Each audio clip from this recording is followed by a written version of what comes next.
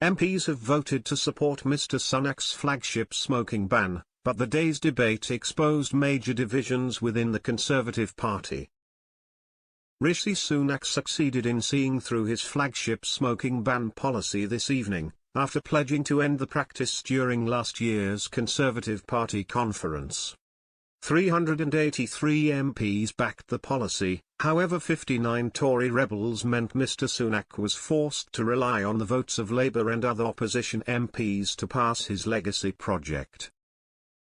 The large Tory rebellion was bolstered with the help of top Tory ministers and MPs, including Business Secretary Kemi Badenoch, 5 ministers, a Tory deputy chairman, and senior names including Liz Truss, Suella Braverman, and Robert Jenrick. A whopping 106 Tory MPs did not vote, meaning just over half of Tory MPs backed the PM's plan.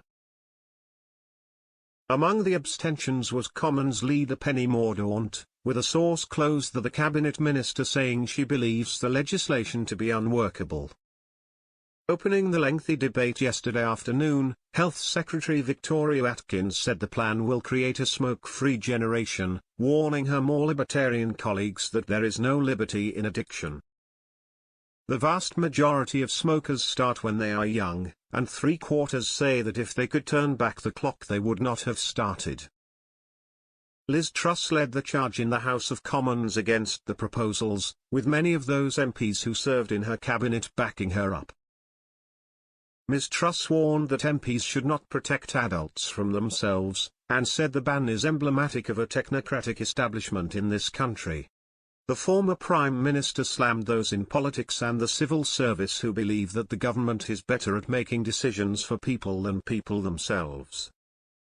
I think the whole idea that we can protect adults from themselves is hugely problematic and it effectively infantilizes people, and that is what has been going on.